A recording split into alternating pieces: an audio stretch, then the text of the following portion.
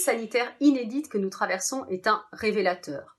Nombreux sont ceux qui y voient la mise à jour des excès de la croissance à tout prix et des déséquilibres environnementaux et sociaux qu'elle a engendrés. Le paléoanthropologue Pascal Pic est très clair. Il indiquait récemment qu'elle révèle la folie de notre économie. Nous nous intéressons précisément ici au pouvoir révélateur de cette crise et alors que nous cherchons tous à mettre un masque, notre propos est de montrer qu'elle en fait tomber certains. Pour cela, nous nous intéressons à un volet très particulier de cette crise, les conflits liés aux brevets et à leur détention. Nous montrons ici, à travers les enjeux liés à la protection de la propriété intellectuelle, que cette crise démasque les excès de sa financiarisation et une nouvelle forme de troll. Il nous faut alors vous raconter, comme dans les contes populaires associés à ces êtres maléfiques, une histoire tout à fait récente qui a surgi dans la presse en mars dernier et dont nous nous sommes emparés pour mettre à jour un nouveau type de troll.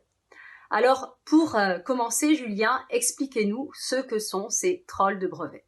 Les trolls de brevets sont apparus il y a une vingtaine d'années. Leur modèle d'affaires consiste à spéculer sur le litige de brevets, à rançonner en quelque sorte les entreprises industrielles en les menaçant de poursuites judiciaires. La plupart du temps, cela se passe de la manière suivante. Le troll est une société sans production industrielle, composée uniquement de juristes et d'analystes financiers. Le troll rachète des brevets à des sociétés en difficulté financière, avec lesquelles il attaque en contrefaçon des entreprises industrielles. Le plus souvent, les industriels acceptent de transiger à l'amiable pour éviter un procès coûteux, et cela même si l'attaque était farfelue et non fondée. C'est donc véritablement des opérations de racket que mènent les trolls.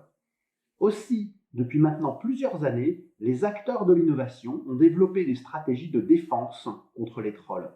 Mais ces stratégies risquent bien d'être mises en échec face au nouveau type de trolling qui pourrait être en train de se développer et qui se base sur un modèle contaminant les startups. Nous avons pu identifier ce nouveau modèle d'affaires grâce précisément à un cas lié au Covid-19.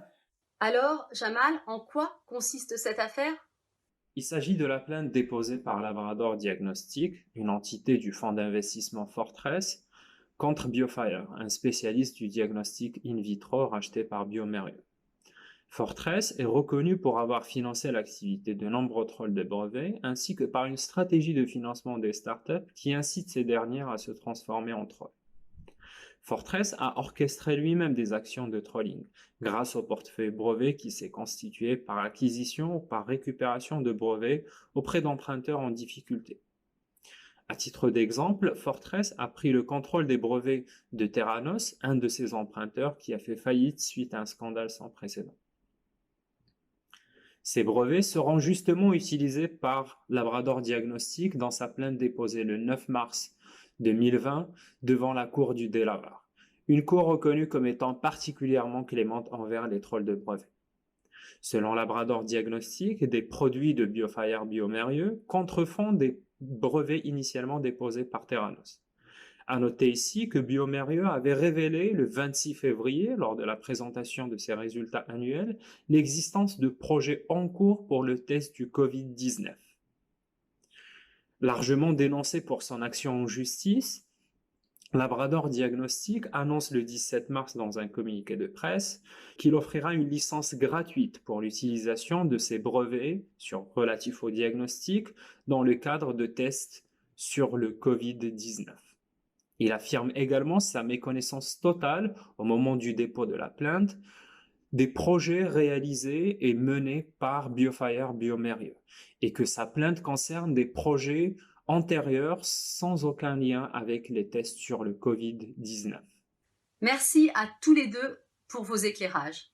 Il semblerait que ce cas mette à jour un nouveau modèle qui, sans mauvais jeu de mots, diffuse de manière virale le trolling sur les startups. Cet effet contaminant, à l'instar de ce que nous observons malheureusement avec la crise sanitaire, aurait un effet destructeur démultiplié.